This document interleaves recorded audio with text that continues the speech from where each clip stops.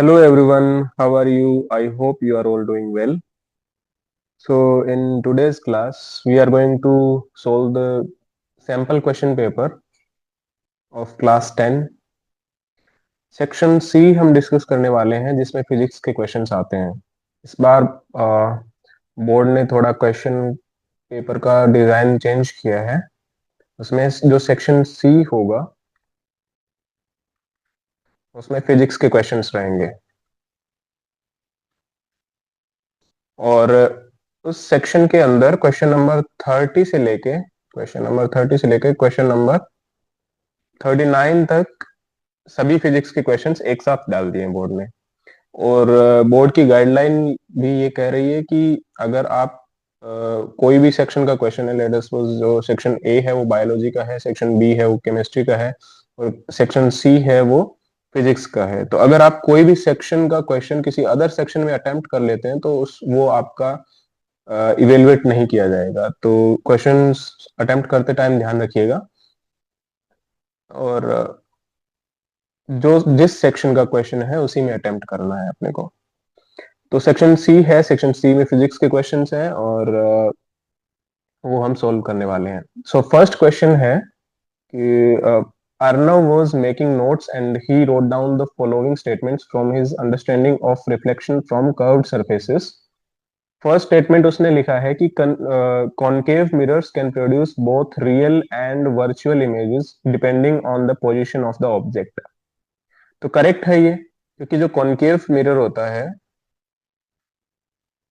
Concave mirror की बात करें तो कॉनकेव मिरर के अंदर हमारे पास जो उसकी इमेज फॉर्मेशन होती है, फर्स्ट फर्स्ट केस जो लेते हैं जहां पे इंफिनिटी पे अगर ऑब्जेक्ट होता है तो उसका फोकस पे इमेज बनता है। सेकंड इसमें अगर between infinity and centre of curvature होता है तो उसका इमेज बनता है अपना सेंटर एंड फोकस के बीच में। अगर सेकंड केस की बात करें, अगर सी पे ऑब्जेक्ट होता है तो उसका इमेज भी सेंटर ऑफ कर्वेचर पे बनता है। और नेक्स्ट केस की बात करें जहां पे ऑब्जेक्ट रखा है सी एंड एफ के बीच में, तो उसका ऑब्जेक्ट का इमेज बनेगा बियॉन्ड सी, यानी कि जो सेंटर ऑफ कर्वेचर है उसके उल्टे साइड बनेगा। यानी कि अगर ये हमारा कॉनकेव मिरर है, ये उसका पोल है, ये फोकस है और ये सेंटर ऑफ कर्वेचर है, तो अगर ऑब्जेक्ट सेंटर ऑफ कर्वेचर और फोकल पॉइंट के बीच में रखा है, यहाँ पे रखा है, तो उसका इमेज कहीं यहाँ पे बनेगा। ठीक है। और अगर वो ऑब्जेक्ट फोकस पे रखा है तो उसका इमेज इन्फिनिटी पे बनेगा। और नेक्स्ट केस है, ये सब आगे अपने कौन से केसेस है जो कि रियल इमेजेस बनाते हैं। केसेस 1 to 4 ये रियल इमेजेस बनाते हैं। और जो लास्ट केस जिसमें हम देखते हैं जहां पे फोकस और पोल के बीच में ऑब्जेक्ट होता है तो उसका इमेज बनता है behind the mirror.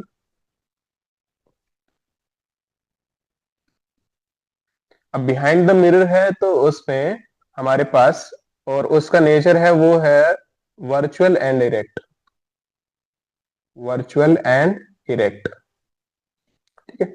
So that is why we can say that concave mirror virtual और रियल दोनों तरीके के इमेजेस प्रोड्यूस कर सकता है। So first the statement is correct. अब सेकंड स्टेटमेंट क्या कह रहे हैं कि convex mirrors always produce real inverted images regardless of the objects position. ये बिल्कुल गलत स्टेटमेंट है, क्योंकि कॉन्वेक्स मिरर होता है वो हमेशा वर्चुअल एंड इरेक्ट इमेज बनाता है। So that is incorrect.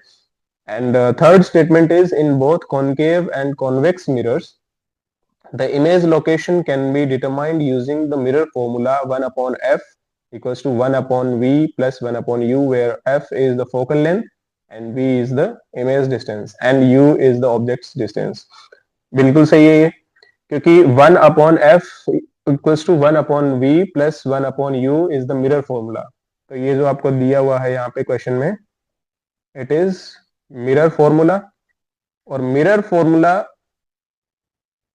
Upon concave और कॉन्वेक्स दोनों मिरर्स के लिए लगाते हैं। So according to this, choose from the following the correct option that lists the correct statement and reflection from curved surfaces। तो इसमें से कौन कौन से करेक्ट स्टेटमेंट हो गए अपने पास? First and third. तो फर्स्ट एंड थर्ड का ऑप्शन डी हो जाएगा। सो करेक्ट ऑप्शन इसका हो गया option D. Correct option, option C is the correct option. अब यहाँ पे एक नेक्स्ट क्वेश्चन गिवन है। Question is choose the correct option from below which explains the reason for us to perceive the day sky as blue. First option दिया हुआ है as sunlight passes through the atmosphere, shorter wavelengths such as blue are scattered more than the other colors. This statement is very true. ये statement true है क्योंकि जब sunlight क्या होती है, एटमॉस्फेयर से पास होती है, तो उस टाइम पे जो शॉर्टर वेवलेंथ्स होती है, जैसे फॉर एग्जांपल ब्लू कलर है, तो वो ज्यादा स्कैटर हो जाता है as compared to the other wavelengths. So that is why the sky appears blue. और सेकंड स्टेटमेंट इसमें दिया हुआ है the sky appears blue because all colours are scattered equally. नहीं, रॉन्ग है, वो इक्वली स्कैटर नहीं करते हैं, वो उसमें जो शॉर्टर वेवलेंथ्स वाले कलर होते हैं वो ज्यादा स्कैटर करते हैं। थर्ड दिया हुआ है the blue colour of the sky is due to longer wavelengths. That is incorrect. And last one given है the atmosphere contains blue coloured particles that give the sky its blue appearance. बिल्कुल ही wrong option है ये। So option A is correct and B, C and D, these three options are incorrect.